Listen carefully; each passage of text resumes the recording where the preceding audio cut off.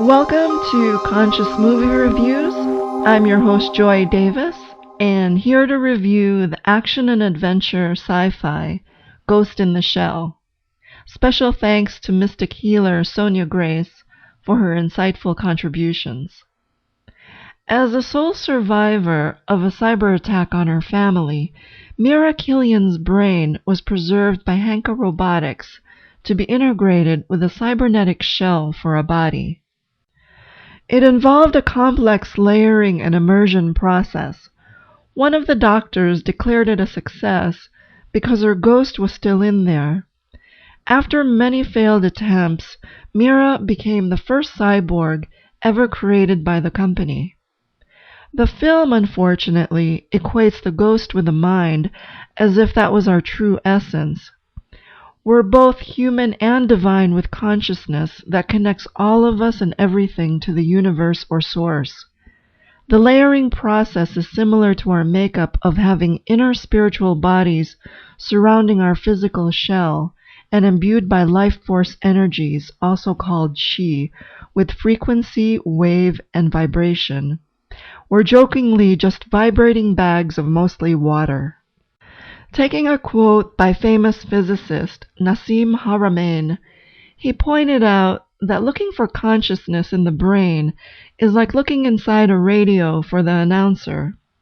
It's not a construct of the mind, as many scientists confuse consciousness with self-awareness.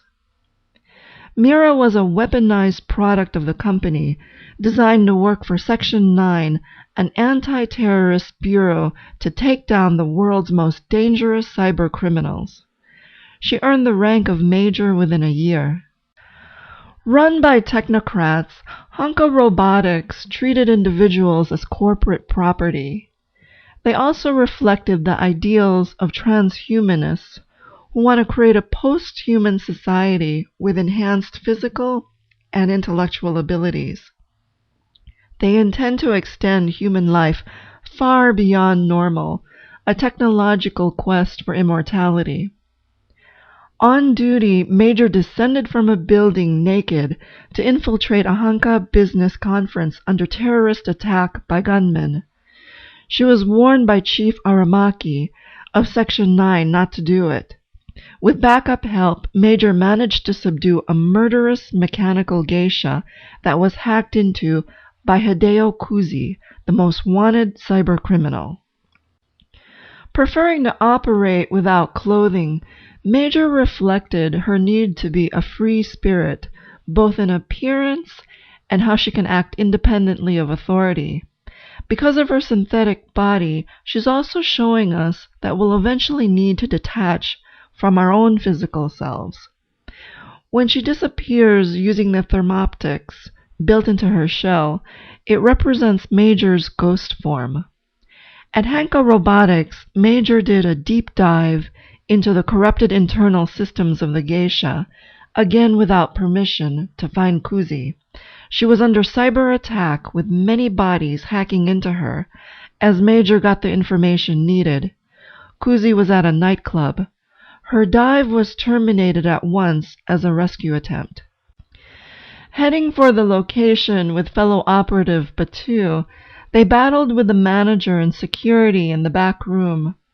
It ended in an explosion that left Batu blind. Back again at Hanka Robotics, Major complained about the glitches. Dr. Ulay shared her concern that Major's shell can be repaired, but not her mind. "You are what everyone will become one day," she added. Seeing our human selves as flawed is an ongoing dissatisfaction.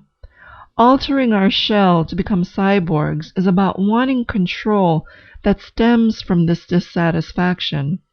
What we ultimately want, according to world-renowned mystic healer Sonia Grace, is to alter our reality, our consciousness, not bodies.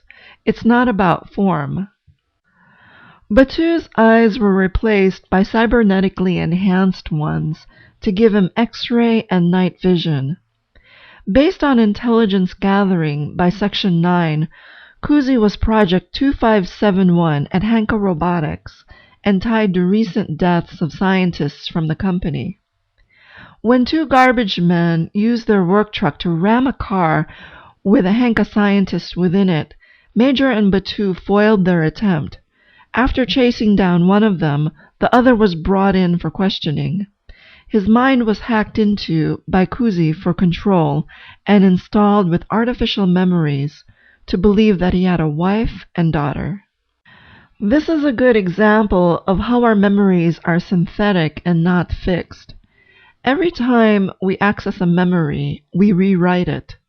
The subconscious part of the mind is a very sophisticated recording device of our inner and outer experiences, using images as its language. It can be out of alignment with our conscious beliefs, and usually is. Self-sabotaging beliefs behind memories that are held in the subconscious can be changed. A simple method to use is called Psych-K. Scouting a new site, Major noticed a faint vision of a girl being taken away. She explored some more to discover a group of men in a circle, wired together to form a network for Kuze. Symbolically, they represented the collective consciousness, a repository of everyone's thoughts and intentions. The men in the circle were used and abused by the system to create their own version of the alternative darknet. Through the internet, we are collectively one mind, but not one heart. Kuze showed up for her benefit to reveal that they're so much alike as products of Hanka Robotics. He was their failure that escaped. His ghost resisted the shell, a fight between matter and spirit. Kuze warned her not to take their medications that can suppress her memories. Your ghost is yours, he explained. Seeing a memory of her former self reveals that our cells hold cellular memory in an energetic way. Cellular memory is the complete blueprint of your existence, like a hologram that can be accessed through the subconscious mind. According to mystic healer Sonia Grace, she teaches that within each cell, the soul self merges throughout the body. Cellular memory not only dials us into this lifetime, but past lives as well. Major learned from Dr. Ule more of the same truth that disturbed her. She was an experiment made successful and given false memories. Major went offline to dive into nearby waters. When Batu asked what it's like, she described it as cold and dark. No voice, nothing. It felt real to her. Diving allowed Major to experience herself as soul that's flowing and expansive. A kind of meditation, she disconnected from the noise of the collective consciousness to draw from source that's silent. It's an unspoken sound of vibratory currents. You too can listen to the voice of silence by quieting your mind to have inner peace and knowingness beyond thought. Cutter, the CEO, demanded that Major be euthanized because she knew too much. Dr. Ule resisted and was shot in the heart for helping her to escape. By branding Major a terrorist, Cutter then gave Chief Aramaki orders to terminate her by any means necessary. He also refused. For technocrats, technology is their religion.